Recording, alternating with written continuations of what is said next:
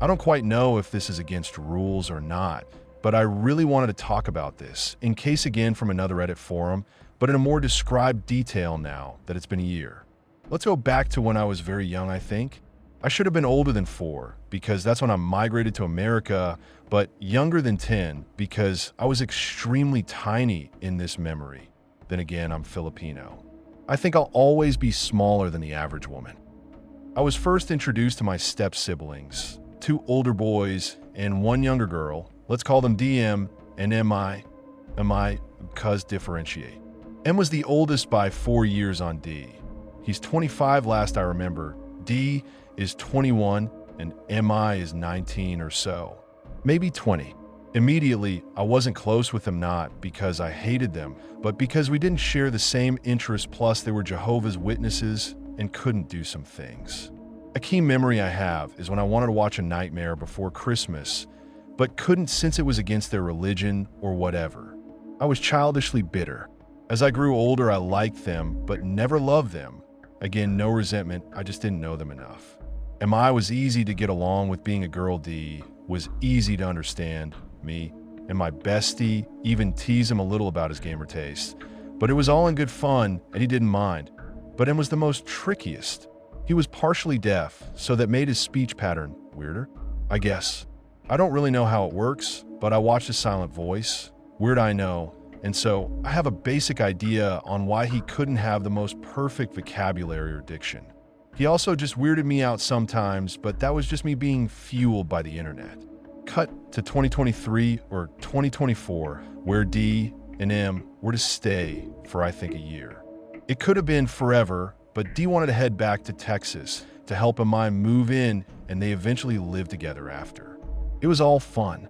I genuinely had so much fun with both of them, and it led to me understanding them better. Well, D much better. I liked leaning into D's bedroom and yelling while he and our Uncle P had gaming sessions just to get their reactions. All but fun, but after D left, M stayed for what seemed to be long term. Fine, I was okay with that. He liked buying me things, telling me if I wanted something, then to just ask him. Oh, how badly I wanted to abuse that, but I was raised better. So I just asked him to drive me to this Asian store nearby our house, so I can buy snacks I couldn't get elsewhere, or I asked him to buy me a tortilla blanket, because a YouTuber I watched has one. I'm 15 at this point. Sometime nearing the end of my school year, things turned weird. He offered to do more of these stuff for me, and he really started to irritate me sometimes. Something in me just sent out warning bells, and I complained about this sometimes to my bestie and even my mom. Not like, oh, he's dangerous, just, oh, he makes me so mad sometimes, and I don't like being around him in those moments. They just told me that he's a bit special and going through things. I was like, I feel bad. I'm still mad, but okay. I'll shut up. I can never bring this up with my stepdad. Love him to bits and would never shit-talk his real kids to him.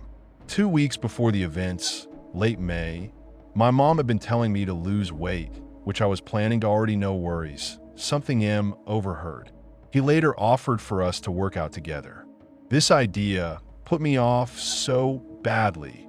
I just hate the idea of working out with someone that wasn't my bestie and stepdad, as we sometimes do that all together. So I just deflected. Eventually that just never happened, and so I didn't bring it up. Then my school finals, 3-day event. I should have been worrying about doing them really. First day, I forgot the subjects now, but I passed them, so no worries. Second day, cool, surprisingly easy. That night, I was showering, and as soon as I finished jamming out to whatever song was playing, I heard a knock on the door. He told me he really wanted to talk about something. Alarm bells. So I just agreed, but when I set my phone to voice record and put it in my robe's pocket, how nifty, before heading to my bedroom. My bedroom? Just as I'm typing this, I'm realizing how much weirder it was. LMAO. He was sitting on my bed, WTF man, and launched into a mumble conversation. I urged him on, sort of hoping to get the reasoning out so my recording could catch it. If it was harmless, I'd delete it. If it wasn't, well, this post wouldn't have existed. He asked for us to do something bad, that's all I'll really say. I was shocked and rejected several times before he gave up, said sorry, and left. After that, I bar my door. Am I using it right? by doing that chair thing where you shove it under the handle, knob in my case. I don't know how effective it would have been, but I saw this from this one analog horror series and knew it was a chance at safety because back then I didn't have a lock chain like I do now. In worry, I put a few more things in front of it before calling my bestie, and while keeping my voice low, I cried we played video games before I eventually had to let her go because after all, it was a school night. And I am not putting us both in a situation where we had to take exams in the summer because of my problems. Yes, I'm that type of person. Sorry. I also texted my mom that there was something I wanted to tell her after school the following day. The next day, the final day, I was a pure wreck. I felt awful for making my friend so worried when nothing happened. She told me later her and her dad were so ready to drive by and take me out of there. I should have done that. I know I'm stupid. And when before driving me to school, my mom was so concerned, she said she wanted to talk now in the driveway. By the way, Em was out at work at that time. I broke and gave her the voice recording because I couldn't explain. It wouldn't have sounded real if I did. She simply drove me to school and told me she'll pick me up, and she was so sorry she let this happen and that she would kill him if she could. Final 2 exams happened, and I'm sitting on the grass near the curbside pickup with my bestie. She and I share conversations, and Em texts me, "Do you want me to pick you up?" Hell no. I ignore my friend, says I had to anyways. Same thoughts, gang. Mom picks us up. She tells me she told my stepdad, which made me scared. Would he side with Em or me? And when she drove us home after dropping bestie off, I really started to forget these details. I came home and just sat in my room. Uncle and stepdad came and told me we needed to talk. Walked out, saw Em's car, and nearly shit myself, and almost cried thinking we were going to talk I in there. But no, we just walked around the block as I told them what happened. They assured me. Then I walked back inside as they talked to him. Later, Mom takes me to Best Buy to buy me new AirPods because I lost them literally last day. LMFAO also to keep me out as Em packed up to leave. Anyways, I'm typing too long, so here's the series of events after. Stepdad calls D and MI, who I find out had bad history with her stepdad that I don't know fully of, but it's a reason why everyone was shocked that Em did this, and now think it's where Em learned from.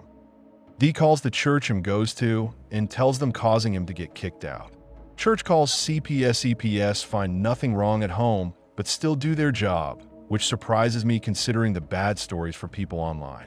Stepdad is initially angry my friend did it, but I vehemently defend her and start crying because of how overwhelmed I was. He felt really bad and reassured me and took back his anger after realizing D was the reason.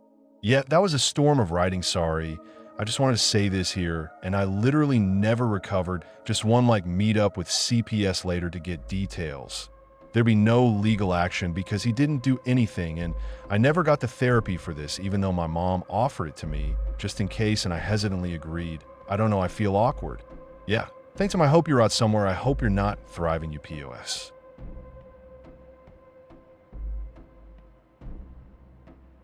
This happened literally yesterday, and I honestly don't think I've fully processed it yet. I'm telling you this because I need someone to know how it felt. The small, stupid choices that stacked into something that still sits like a rock in my stomach. Me, 19 female, and my friend, 19 female, were biking home around 3 a.m. on the narrow street right next to my house.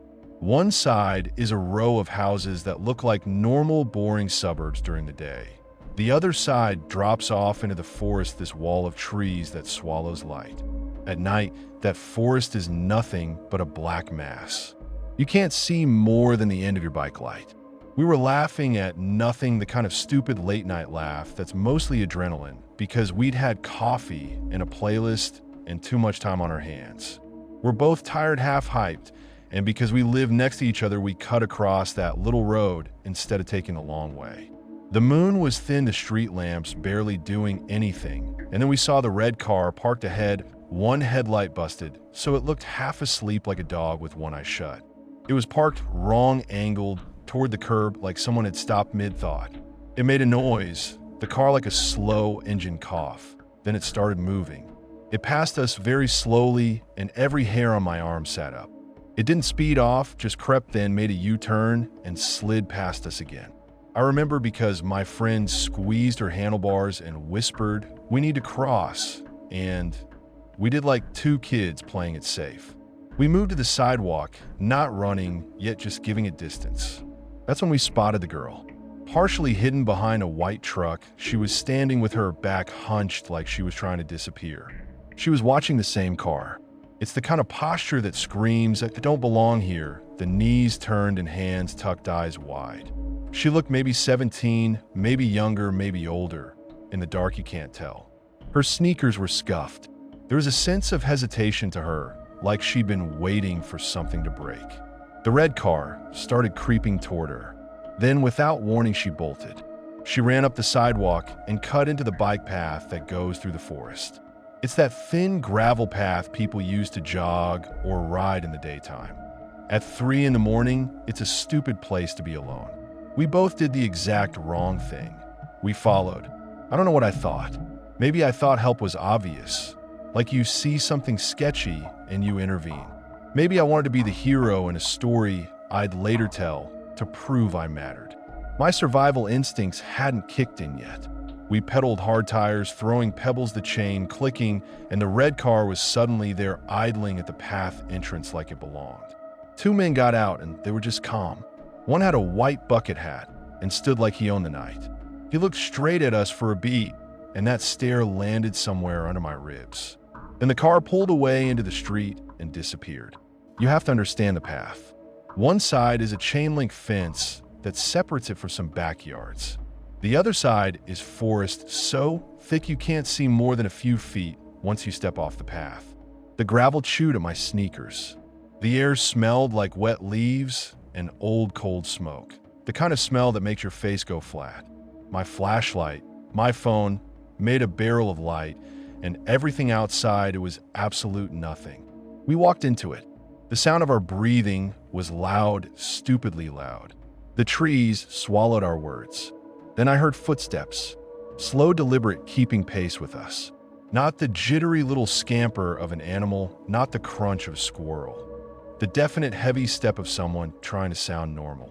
I froze. My friend squeezed my arm so hard it hurt and whispered, "Do you hear that?" The footsteps were just behind us, matching our rhythm, as if someone wanted to stay close enough to threaten, but not close enough to be seen. We kept walking because, stupidly again, we thought we could manage. I knew the path.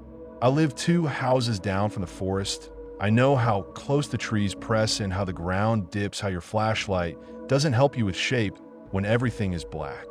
That knowledge should have made me turn right back to the street, but adrenaline is a bad teacher. Ahead, our flashlights found the girl. She was standing in the path, frozen. She looked like she might cry, but didn't.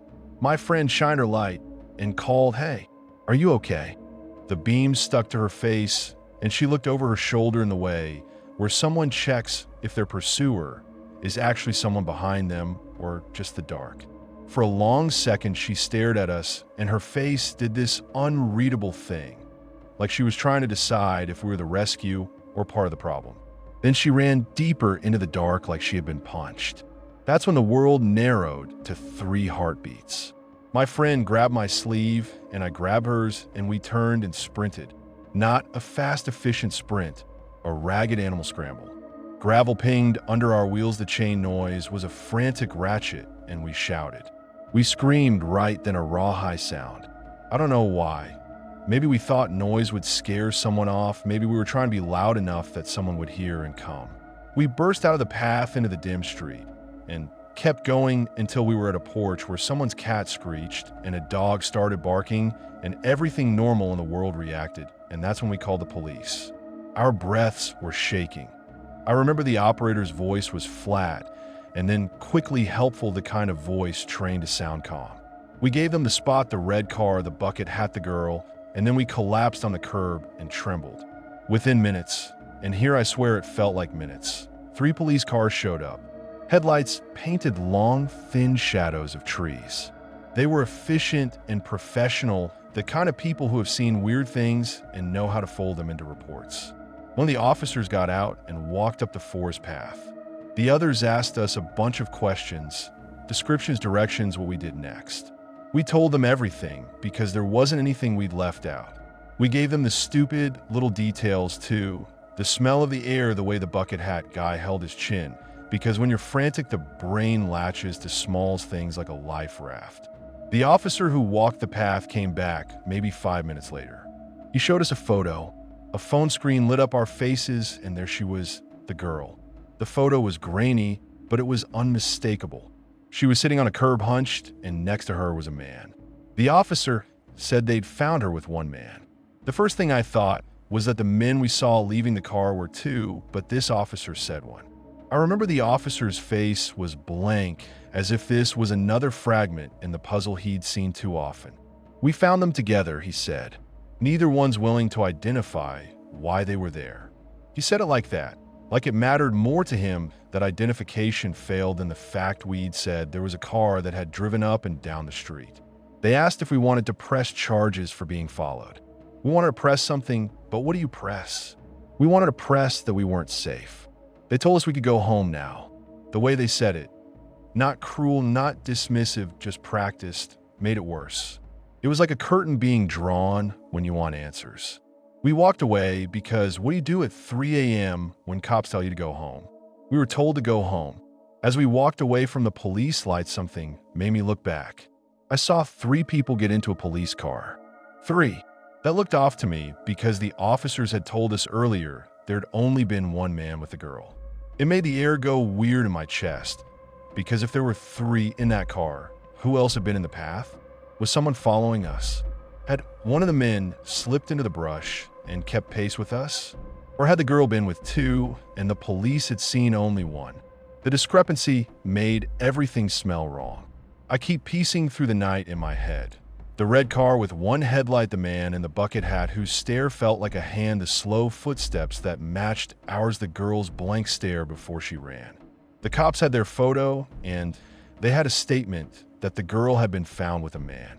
What they didn't have, what they brushed past, were the extra details. The way the forest sounded like it had swallowed someone, the way the truck behind which the girl hid had dents like 2 other people could have crouched there, the way the path felt like a throat. I lie awake now, thinking about the possibility that it was bait. Trafficking bait. The phrase sits ugly in my throat. The idea that someone parks a car, leaves a damaged headlight, tries to look casual, waits, and they have a system. I keep imagining the girl as the bait and the men as the fishermen. Maybe they hadn't intended to touch us because we were loud or because we were moving. Maybe we interrupted something. Maybe the reason they didn't go after us is because we were too noisy and they wanted easier prey. That thought is a slow burn every time I close my eyes. I also replay it because of how damn small choices changed everything. If we'd stayed on the road, if we kept going to our houses, if we had called someone before following, if we'd immediately ran back. Every what if is a new sting. And the thing that destroys me is I can't decide if I feel brave or stupid. There's a weird mix, part shame, part relief. Relief because we weren't taken. Shame because we went after someone else instead of protecting ourselves first. People say the cops should have done more, and maybe they should. Maybe they didn't want to escalate. Maybe there's a reason officers don't tell you everything. Some of those reasons make your gut colder than the unknown does. I don't know. I only know the way the officer's lips were thin when he said, "You can go home now." That phrase is an echo. Today, the forest looks different in daylight. It's the same trees, the same gravel, the same path where joggers go with their earbuds and people walk dogs. The white truck is still dented. The red car is gone. But at night, it isn't the same. It's full of pockets of absence that make me think there are secret practice things happening there. My friend and I don't go out late anymore. We walk in groups, now our phones out, lights on, voices loud in case the night needs to hear us. I keep checking my phone, scrolling for a news article or a report or anything that might tell me what happened to the girl after the cops found her with that man. There's nothing. Silence like a blank wall. Sometimes I wake up in the middle of the night and the slow, deliberate footsteps play in my head like a loop. I can still feel how close they were, the rhythm matched to our pace, as if someone wanted us to know they could stay behind us and decide when to step forward. I still see the girl's face, Not terrified, not calm, just like someone who learned a lesson that can't be undone. Maybe I'm overanalyzing. Maybe two men were leaving their friend, or maybe there was a fight, and someone chased someone else, and the police handled it. Maybe there's a boring explanation that would make me sleep. But I can't stop the imagining. I keep thinking of things I didn't say to the officers, like that one of the men had a tattoo on his wrist, or that the bucket hat guy licked his lips when he looked at us, or that the girl's shoes were tied crooked like she'd had to run from somewhere suddenly. These are stupid details, but they are mine and I hold them close. I keep thinking, what if this was trafficking bait? Maybe the only reason they didn't go after us was because we started screaming. Either way, I can't stop replaying it in my head.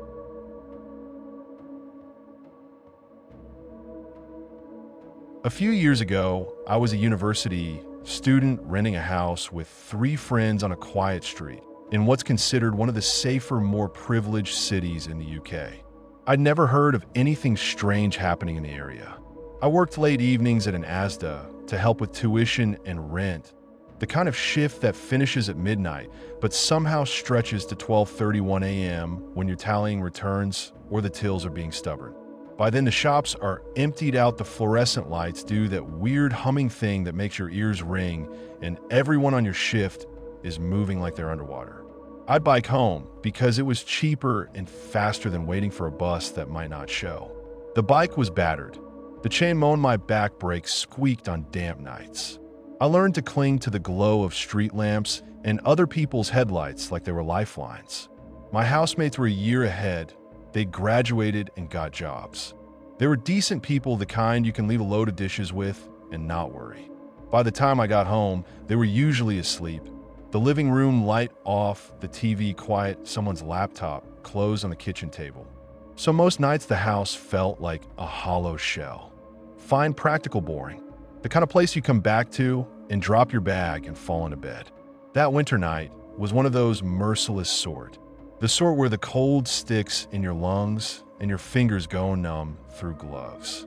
My shift had actually been longer than usual. Some manager shuffled the rota, and I ended up covering, so I clocked out later than planned. I remember the sky being clear and sharp, not a cloud to soften the world. The road home was lined with those trimmed hedges and front gardens with the tasteful low fences you see in nicer suburbs. Everything looked sleepier than normal. The houses looked like they were waiting for morning.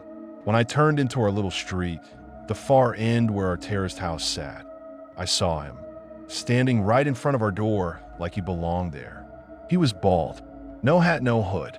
Not one of mine, not anyone I recognized. He was just there like a statue facing the door.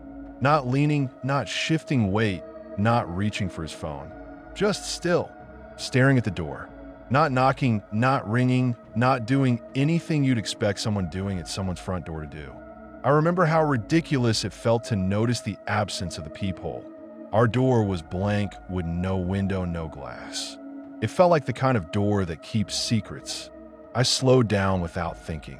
My pedal caught for a second, and I almost went over.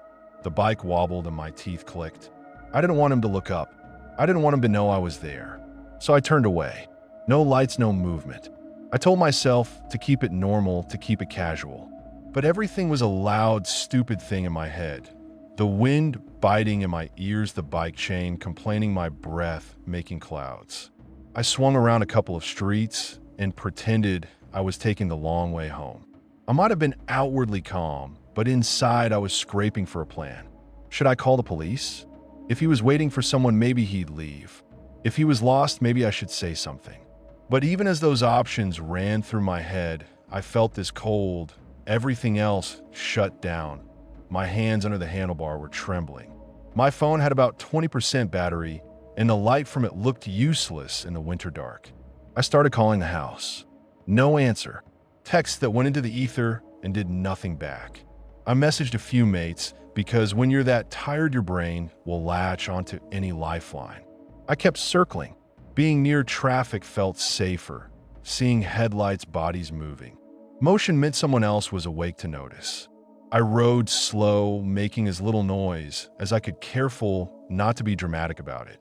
The street with our house had those big maples that threw long shadows. All the more reason the man standing there looked like he'd been carved from darkness. It's weird what you focus on in those moments.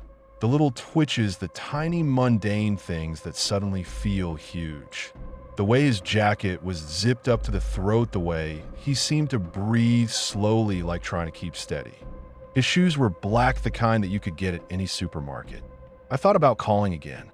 I thought about riding up and ringing the bell just to force him to move. But the idea of confronting someone who looked like that in the silence of 3 a.m.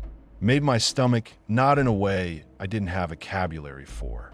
I circled some more and my chest tightened until I couldn't breathe properly. My vision blurred at the edges. In the middle of that quiet, my pulse was a drum in my ears. Don't ask me why I couldn't bring myself to call the police. I had no solid reason. Fear of being judged, fear of escalating something, that stupid all-or-nothing mindset where I convinced myself that calling would be dramatic and embarrassing. It's not a proud thing. It's petty and cowardly, and I hate that part of myself when I think back. Eventually, one of the friends I'd messaged replied, a garbled, yet come over like they'd been woken up. I told them to say the address again, tucked my phone back in my pocket, and started moving, angling away from our house. I went to theirs because it felt like the only move that wasn't either stupid or dangerous. Go to someone else's front door and be a guest, be visible, be with someone who could make the world feel less sharp. I kept looking back. The man was still there. Same position, same sizing of the world against a closed door. I tried to convince myself he'd leave when he realized nobody answered. I tried to imagine he was waiting for someone else, that the wrong house looked the same at that hour. Logic is a weird comfort when it's obvious nonsense. On the way to the friends, I had a panic attack so bad that I had to stop at a well-lit bus stop and sit on the bench because my legs turned to jelly. My hands wouldn't stop shaking. I felt ridiculous, like an overreacting drama kid, but also like something was simmering beneath the street that I had no idea how to handle. I felt stupid and exposed. All those emotions tangle up when you're young and already exhausted. I reached my friend's place around 4 a.m. They lived a 15-minute cycle away. The lanes there had more people up late, laundrettes open, someone's music seeping down from a window. I remember the relief being sharp, almost physical, like stepping into warm water. They made a pot of tea while I sat there in a coat I never took off. I tried to explain, but the words were broken, the story choppy. They were calm in a way that made me believe their calmness instead of my fear. By morning light, there was nothing on our doorstep. My housemates didn't remember anything. They shrugged and said maybe someone had been drunk or a neighbor had a visitor. No one had seen him. The ordinary explanations were like band-aids I wanted to believe in. I told them what I'd seen, careful to keep it short, because I felt ridiculous replaying it in daylight like a bad joke. Nobody had any answers. I kept thinking about how particular his stillness had been, the way he'd faced the door and not the street. That image refused to leave. After that night, I started checking locks obsessively. I got the housemates to install a peephole and a simple motion light, small things that made me feel safer without acknowledging the thing that had actually scared me. I told myself I'd be braver next time, that I'd call the police or at least confront whoever was standing at the door. But then months would pass and life would take charge. Exams, essays, shifts, and my promise to myself would wrinkle and fold under the small necessities of living. It shows up in other ways that night. Little patterns change. I ride home with my phone face up on the handlebars. I don't take the shortcut anymore. I glance at every porch when I pass. If I'm biking late and someone's on a doorstep, I'll swerve. If someone is standing still too long, my muscles tighten, and I feel that old clumsy fear coming back like an itch. I got used to those small rituals. The keys clutched like coins, the light on, and the hallway curtains firmly closed. I never saw him again. Maybe he was waiting for someone else, or maybe he'd just been passing through. Maybe there's a practical explanation that makes him less scary. But sometimes the scariest things aren't the ones that do something. They're the ones that just exist in a place they don't belong, and that existence is all the warning you need. I don't tell this story much because there's a stupid part of me that worries people will file it under paranoia or student drama. But it's lodged in me like a pebble in a shoe. small, irritating heavy at the wrong time. The only thing worse than the memory is the thought of running into it again and not being able to do what I needed to do that night. Be loud, call someone, not let my own exhaustion become an excuse. To the bald guy staring at my door in the middle of the night, let's not meet again.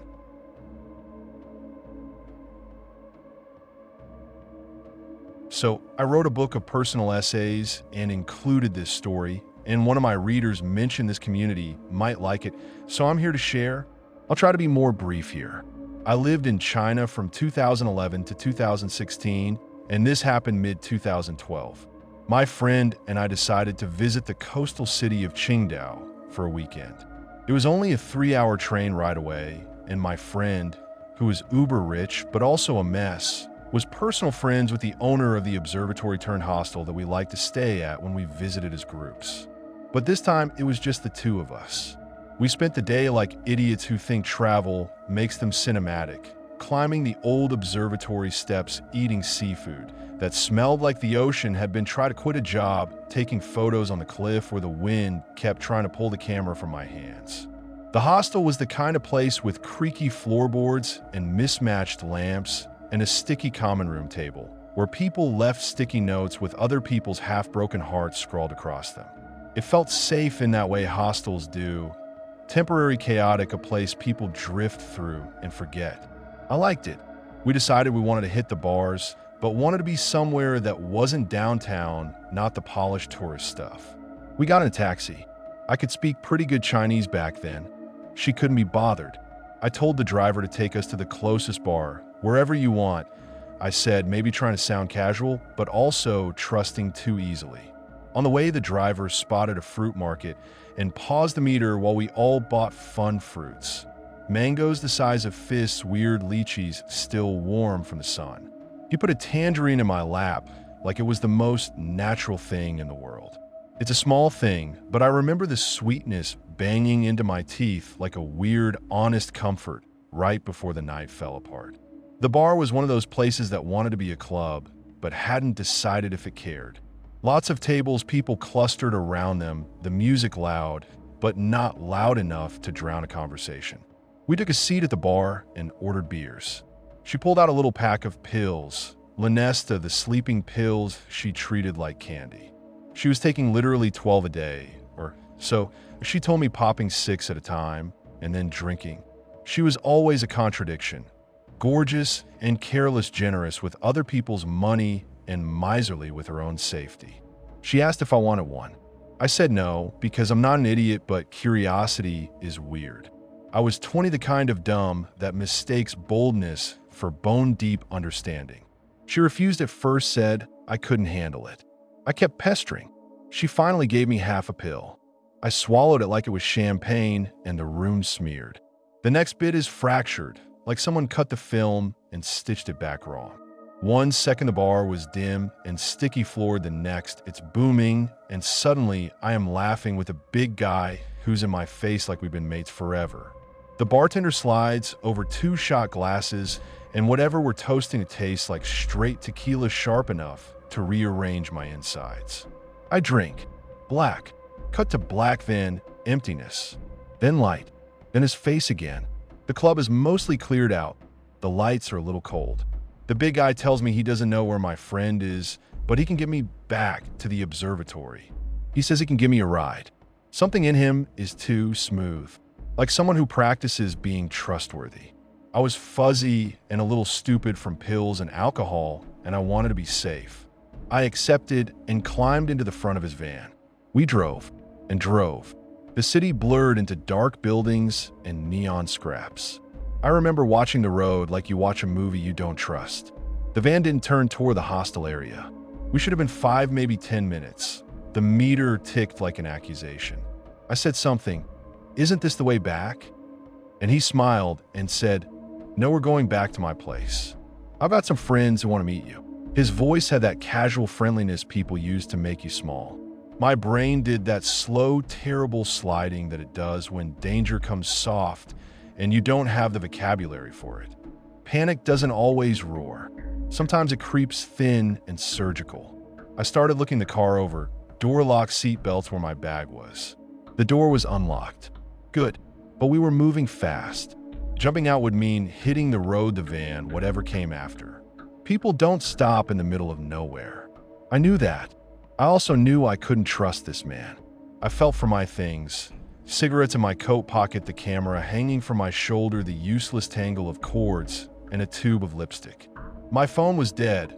I'd been playing with it earlier, and the battery had said nah. Cash. Not much, but cigarettes.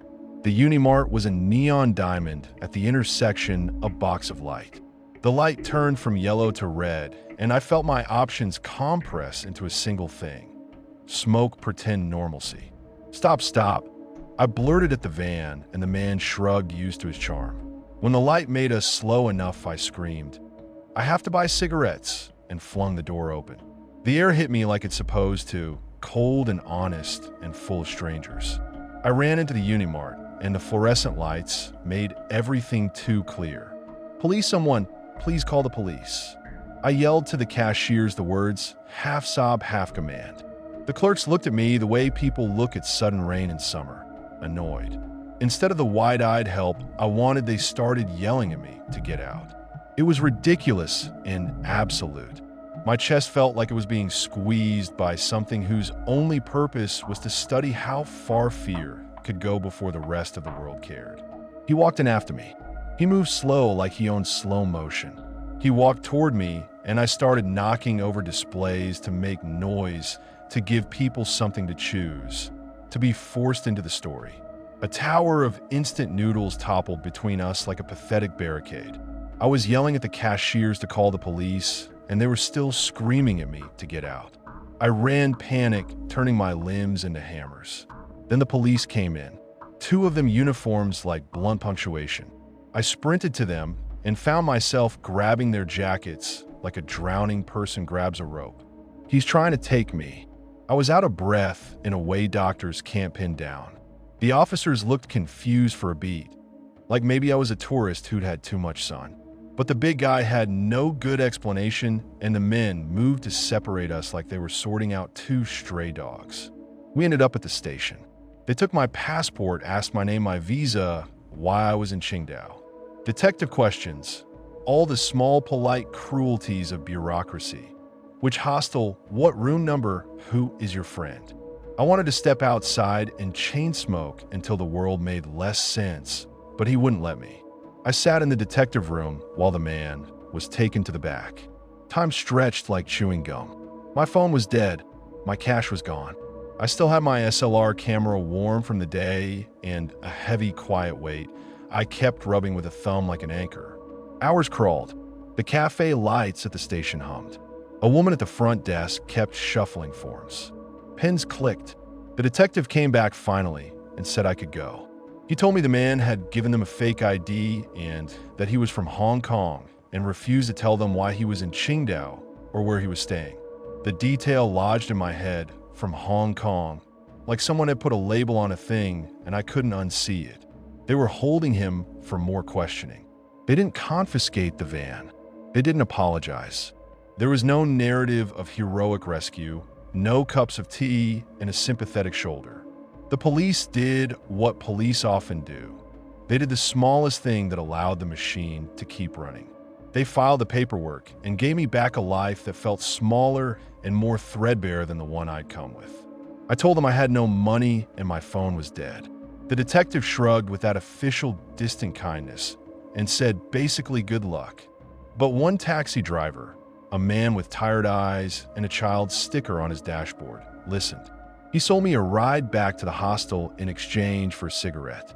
I climbed into his cab like someone crawling back into a house after a storm. The world looked stupidly ordinary through the rain on the window. We pulled up to the observatory hostel and the door was locked. It took 10 minutes of frantic banging before my friend finally woke up, irritated, unlocked the room, and then went back to sleep. She had the key and I didn't. When she opened the door, she was cotton-mouthed and blinking like someone who'd been traveling through dream traffic. I wanted to shake her until she learned to carry responsibility. Instead, I let the fury and the relief wash over me in weird waves. furious that she would be so reckless grateful that she was alive, furious that I had to be the one to drag her out of danger and then let her go back to it. I sat on the edge of the small bed and held the camera, feeling its weight like a promise. The room smelled like stale cigarettes and the ocean through an open window. I remember thinking in that brittle after the fight quiet that all of it, the pills, the friendship, the late night smiles, was a series of small betrayals. I had been complicit in a lot of them. I had wanted to be part of the bravado. I had wanted to be the kind of person who could stay and watch someone fall apart and somehow do the right thing. I hadn't. People tell you later that fear goes away. They mean the loud snap of it, the adrenaline, the terror fades. But the small, ugly tether stays. For months, I checked hotel room doors 3 times, made sure my phone was charged, put the camera strap around my wrist like a lifeline. I resented 1,000 small things. My own curiosity, her habit, the way the driver had paused the meter so cheerfully at the fruit market, the way the Unimart's lights were so bright they felt like truth. I resented how easily things could tip from mundane to life-changing. I never found out anything more about the big guy. The detectives will let you know, translated as it often does into nothing. My friend brushed it off like a hangover and went back to her pills, her bad habits, her expensive miseries. The city kept being a city. Goals, seafood stalls, trains that would take you back to where you belonged. Maybe the worst part is how quickly everyone moves on. The hostile owner shrugged when I told him like it was another story that could be used to build a reputation. The taxi driver at the market waved when he saw me another day like nothing dangerous sat in the back of his memory. The cashiers at the convenience store learned a different kind of caution. I learned to watch the slow smiles people give the ones that hide intentions. Sometimes late at night when I wake up and the cheap hotel room is quiet and the light under the door is a sliver, I can still feel that van. The clipped radio, the smell of someone else's perfume, the way the city looked subtly different through the window. It makes my throat close up like I'm holding something too heavy. I think about how small, stupid choices stack up. A half pill, a shot, a door unlocked. I think about how ordinary things, a fruit stall, a cigarette, a camera, can become maps for getting back home or for getting lost. I've told this story a dozen ways to people who asked. Sometimes I change the ending so it sounds cleaner. Sometimes I leave it raw the way it is here. The truth is messy. It sits there with me, a thing that happened, that I was a part of, that I keep carrying like an extra coat. I don't have any neat lesson except this. Trust yourself more than you trust charm. And don't mix pills and bravado, because courage tastes different when your head is fogged. Also, when someone is falling apart, the responsible thing isn't to hand them a ladder and stand back with a camera. It's to stay even when it's inconvenient. So to both Big Guy and Lanesta, let's not meet.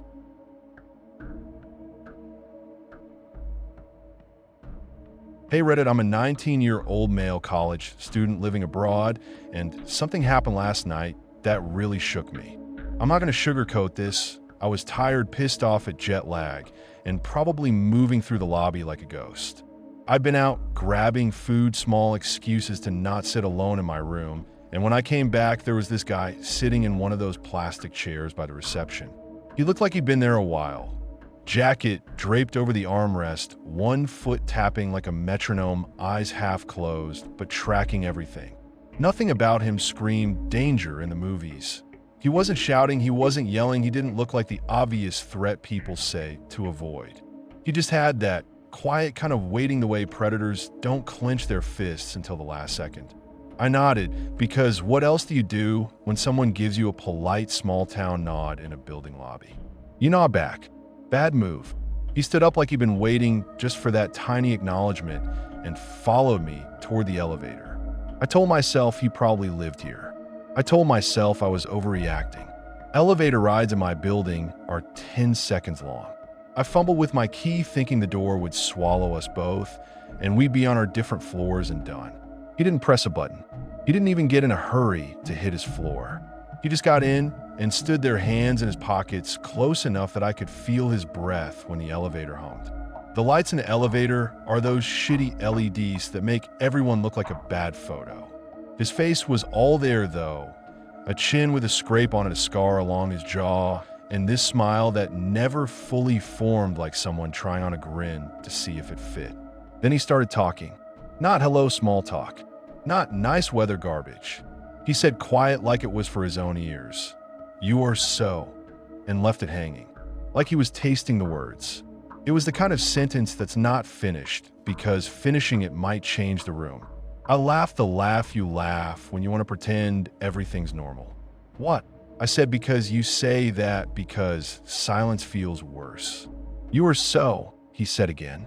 He stepped a fraction closer, and I could smell cheap cologne and something else, cigarettes, maybe, or oil from a bike. He kept filling the silence with this soft, insistent pressure like a hand at the small of your back, guiding you where he wanted you to go. Then he asked the question that cinched it. "You live alone? You live on this floor?" It's weird how big the answer felt. Telling him I live alone would be like handing him a map. He had the elevator doors, the passcodes, the stairs, things I didn't want floating around someone else's head. "So elite." "Nah, I live with friends," I said, keeping my voice flat, which is the only tone that feels like Armorsome Nights. He kept smiling like that, like he'd just won something small and private. He invited me to his room. At first it was quiet like a test. Then it got more specific. At one point he said something like, "You're different. You're interesting." It wasn't a compliment. It was a checkbox. I said no. I tried to be blunt at first, the polite college kid, "No, that's meant to be enough." He kept pressing. He kept saying the same things in different edges, as if changing the shape of the words might catch me in a different place. "Come over," he said. "Just one drink. Let's hang out." Even after I said no, he kept saying it. Not loudly, not forcefully, just like someone with a key who knows where the doors open. Before the doors open onto my floor, I felt my palms damp. I wanted to slam the elevator button for my friend's floor like some kind of signal, but my hands wouldn't do it. I remember thinking stupidly that I should stare him down, hold eye contact, and make him feel the weight of my refusal. Instead, I panicked in a small cat-like way and blurted out, "That's fucking scary, bro." It came out sharper than I meant. The doors pinged open and I stepped out. It's wild what your brain does after a thing like that. I should have gone straight to security. I should have marched back down to the lobby and told the receptionist to call someone or to keep a record. Instead, I walked faster than I needed to, shoulders hunched like I could be swallowed by my own apartment door and be safe there. I locked the door and double-locked it and leaned against it, breath loud in the quiet. My hand was still shaking 6 or 7 minutes later. I checked the apartment window like an idiot. I didn't want to see the street. I wanted to make sure no one else was looking up at me. The building has a reception desk with CCTV. There are cameras in the elevator and the stairwell on the outside corner of the building. It's supposed to make people feel safe. For me, it made the whole thing worse. I kept imagining his eyes finding me on the screen like some perverse spectator sport where he'd watch me from the footage and know I'd seen him there too. Sleep did not come. When I finally nodded off, it was the kind of sleep where you're convinced you'll wake up early and catch someone in the hallway. I woke up to the kettle. I woke up to every little sound like a clue. My roommate came back at some point. He was useless telling me to calm down, to not make a big deal. He slept like nothing had happened. I remember sitting at the tiny table with instant noodles and thinking how ridiculous it is that you could be terrified and still have to eat with chopsticks because life doesn't pause for fear. The next day, I went to the desk. I told the receptionist the basics, that someone in the lobby followed me into the elevator and made me uncomfortable, and that I wanted them to check the CCTV. He was polite, but slow. He typed into the system like this kind of report is a boring box to check. Eventually, he said they could review the tape and call me if there was anything notable. "We have many people here," he said. "We will handle it." His tone was that same soft, bureaucratic warmth that tries to flatten fear into paperwork. While we were waiting, I asked stupidly if he could play the elevator footage. He hesitated, like the building had rules or like he was deciding whether this was a police matter. He put me on the monitor anyway. The footage is grainy, the color washed by those fluorescent lights. You can see the elevator doors slide open and two people step in, me carrying a backpack and him moving like he'd rehearsed the casualness. The thing that made my stomach drop was that he didn't press a button. You could see his hand hover, fingers curled by his pocket like a secret. He looked straight at the camera for a beat, not waving, not trying to hide, just looking like he knew the cameras were there and didn't care. He stood so close behind me that the smaller camera angle kept clipping his shoulder into the frame. At one point, he leaned in and his face filled the screen, a tight little smile, like someone who enjoys the rules of a game. "Isn't that?" the receptionist began. "Yeah," I said. I was stupid and angry all at once. Why did he get in if he didn't press any floor? Why did he watch the camera? He shrugged. "People sometimes get off for fresh air, go to the stairs." Hard to know. They said they would take my statement. They said they'd log his description and tell security. They said CCTV footage is kept for 30 days. They said they'd add a note to the building file. I left with that small packet of bureaucratic sympathy and a receipt with a timestamp on it that meant nothing and everything. That night, everything became a sound. The building creaked and settled, and I convinced myself it creaked like footsteps. Shadows became possible shapes. The elevator ding made me jumpy, like a psychological Pavlovian thing, where a noise means a threat. I stopped using the elevator alone for the next 36 hours and took the stairs like someone doing penance. Every time I heard the doors slide, open, I'd freeze and listen for the pattern of a slow, methodical step, like someone calculating the moment they could catch you unguarded. I can feel the texture of the carpet in the hallway, the scrape of my sneakers on the stairwell, the exact angle of light through the frosted glass near the roof. All of those are little data points in a case file I have made of myself. But it's not just the building. It's the way your brain writes scenarios that never happened. I replay that elevator 30 times. Different responses, different choices. If I'd stared at him, maybe he would have backed off. If I'd pressed the emergency button, maybe someone would have come. If I'd said something stronger, maybe the idea inside him would have aborted. None of that happened. The fact I said the stupid line, "That's fucking scary, bro," eats at me. It's a thing I said out of fear, and now I wonder if it sounded like weakness, an invitation to try harder. That little phrase is like an extra footprint he can follow. My friends tell me to report it to the police.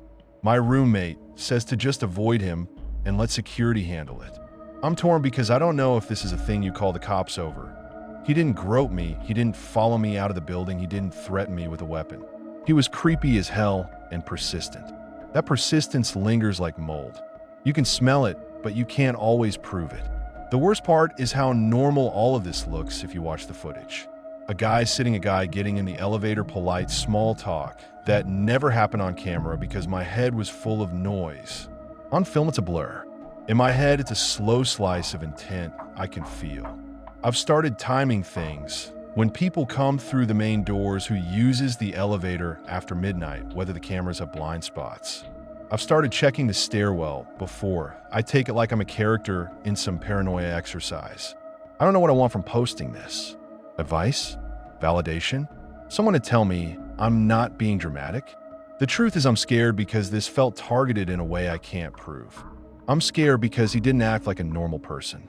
He acted like someone who was testing boundaries, seeing how much pressure would build before I cracked.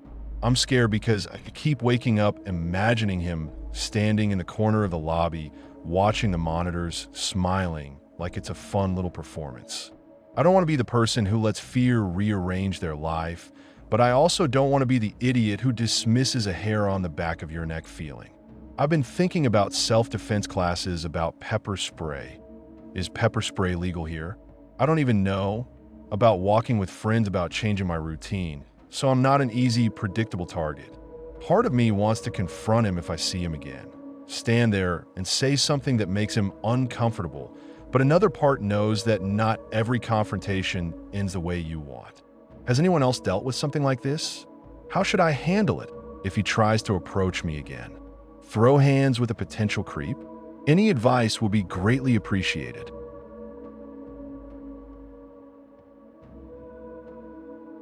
Hi, I'm new here. I've never posted a Reddit story before, but after discovering this Reddit page, I've decided to tell my creepy encounter story since I have one. This is the only creepy encounter that I remember having. I also apologize in advance if I don't tell the story correctly because I'm not the best at telling stories of how I remember them, but this is how it happened. I don't remember every minute of that morning.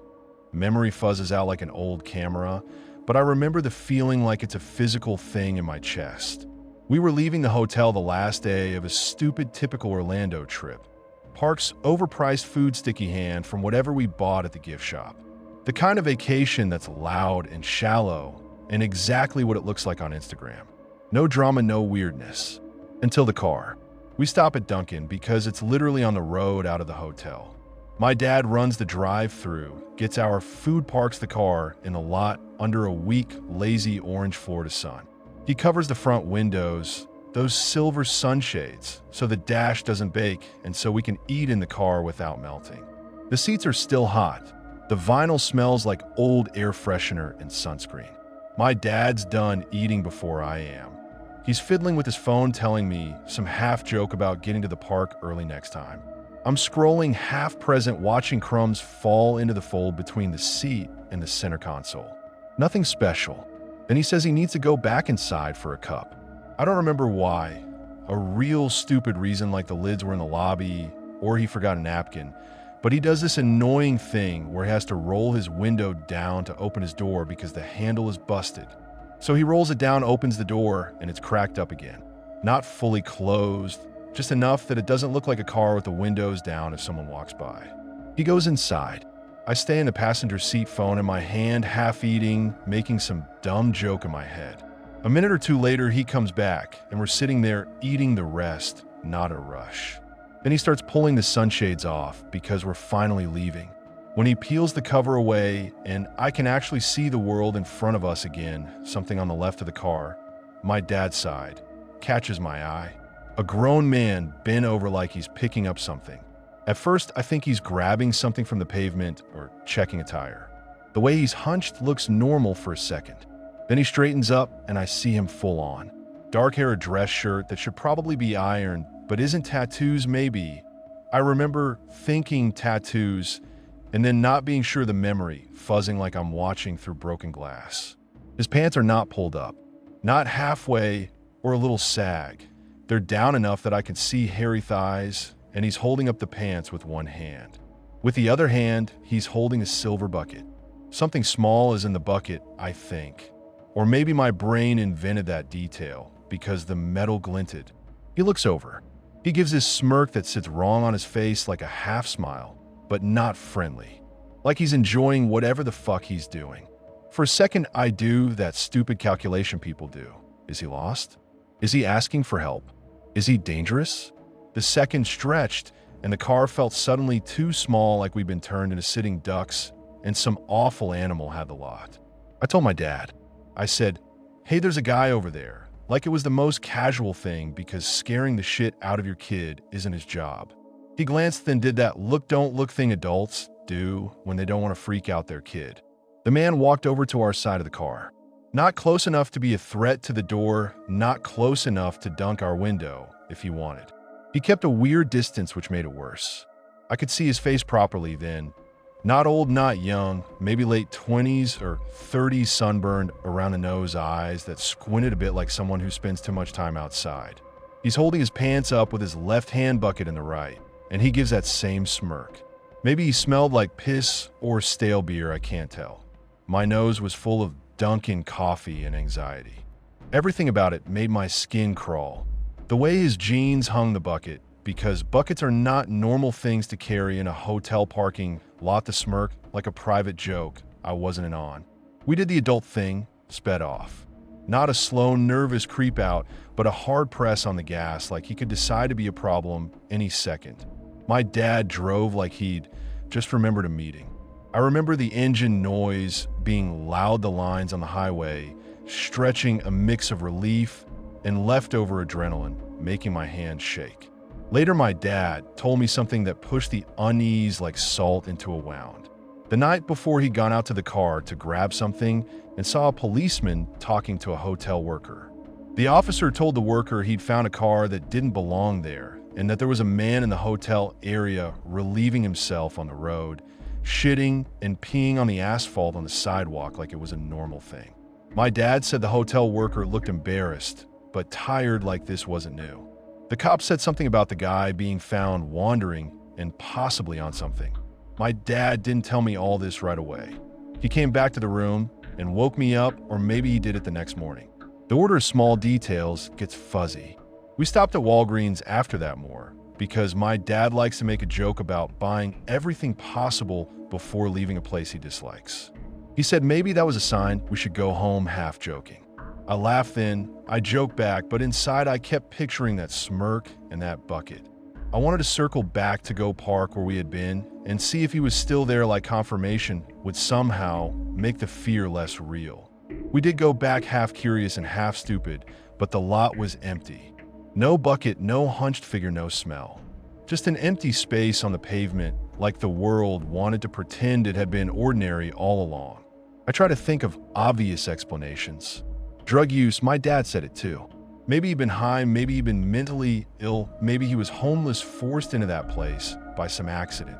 Maybe the bucket was for collecting change, maybe the bucket had a dog or a drink or nothing at all, and my brain filled in a weird object because I needed an object to anchor the horror. But there's a part of your brain that doesn't want easy answers. It likes the rawness. You can't let the monster be tidy. The truth is, I don't know why he was there. I don't know why he had his pants down or why he looked at me like that. I just know how it felt. The weirdness sits in small details. The way the sun made the silver lid of the bucket blink. The sticky crumple on my leftover donut in the cup holder. The smell of cheap coffee that usually makes everything okay in the morning, only this time it couldn't. My dad's hand on the steering wheel, knuckles white for a heartbeat. Why those things? Because memory is a collage, and the ugly bits are always the ones that stick. After that, for weeks, I would think of tiny scenarios and run them forward like a movie. What if the man had knocked? What if the window cover had been thinner and he'd see me phone? What if he'd smiled and kept walking and that smirk was nothing? The brain gives you options like a cruel math problem. It loves to make you solve the one that has no answer. A friend later asked if I was scared by the possible sexual nature of it, and I said yes, but not in the way they were framing. It wasn't porn style or even threatening in the direct sense. More like someone had crossed into private, messy human behavior right in front of us and left a stink that wouldn't wash off mentally. There's a difference between fear of assault and fear of witnessing something obscene and unhinged. Both are bad, both stick. Both teach you not to trust certain places in a way you can't quite name. Years later, when I go back to Orlando for the parks and the lights and the artificial smiles, I see that parking lot in my head. I play the scene and try to find where my reaction was wrong, like I could change the outcome by thinking it differently. I tell myself I overreacted, that adults do weird stuff in public, sometimes that the world is full of strange people who aren't dangerous. That's probably true, but some things you can't unsee even if they weren't meant for you. Some look settle into you like an ill-fitting coat. I could tell you this changed me, made me paranoid, made me refuse to park in certain lots. It didn't. I went on with life, went on with travel, kept eating terrible theme park food. I still take vacations.